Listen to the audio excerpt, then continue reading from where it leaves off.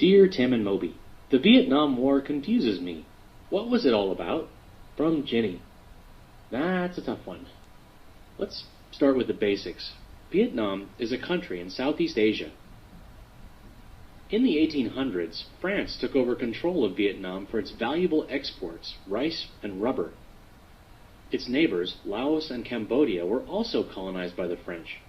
Together, the three formed a single colony called French Indochina. The people of Vietnam didn't exactly appreciate being colonized. A lot of farmers lost their land and grew poor, while the French colonists grew rich.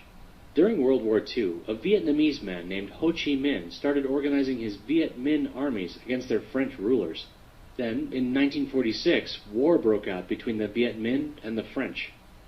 America's president, Harry S. Truman, decided to help France. Well, it's complicated. At the time, the U.S. was involved in the Cold War with communist countries like the Soviet Union and China. Ho Chi Minh was a communist, and that worried Truman. See, American lawmakers believed that if Vietnam became communist, the rest of Asia would too.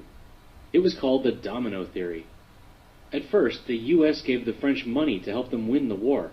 But it didn't matter. The Viet Minh won victories in the north of the country. In 1954, France and the Viet Minh signed a treaty dividing the country into Communist North Vietnam and anti-Communist South Vietnam. The government in the South wasn't very popular with its people. So the North Vietnamese used a transportation system called the Ho Chi Minh Trail to send soldiers and supplies to the communist uprising in the South. But the U.S. supported the South's anti-communist government with money and advisors. Then, on August 2, 1964, North Vietnamese boats fired torpedoes on an American ship patrolling in the Gulf of Tonkin. President Lyndon Johnson got Congress to pass the Gulf of Tonkin Resolution.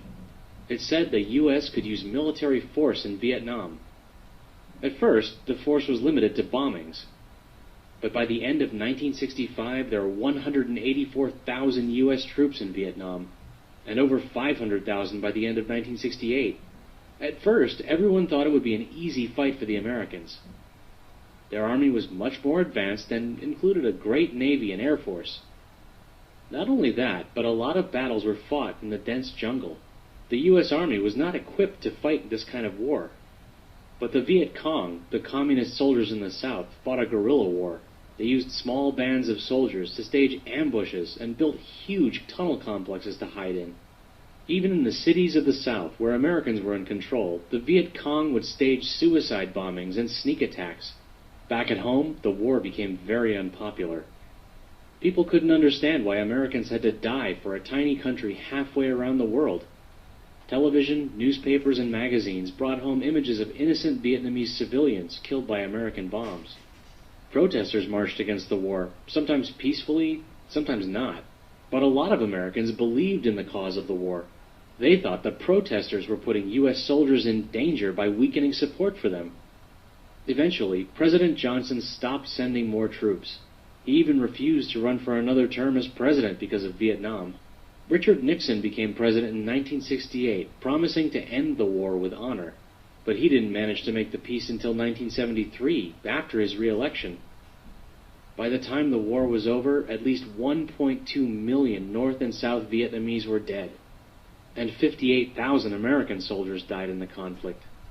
Once the American army pulled out, the North Vietnamese invaded the South and unified the country under communist rule. Today, Vietnam is still mostly communist in its government, although it has shifted to a market economy where businesses and consumers decide what they want to sell and buy. And the U.S. and Vietnam are now friendly with each other. But the Vietnam War divided Americans sharply. After all these years, it can still be a touchy subject to bring up with people who lived through it. Ask your parents what they thought of the war, and read up on it to make up your own mind. Peace.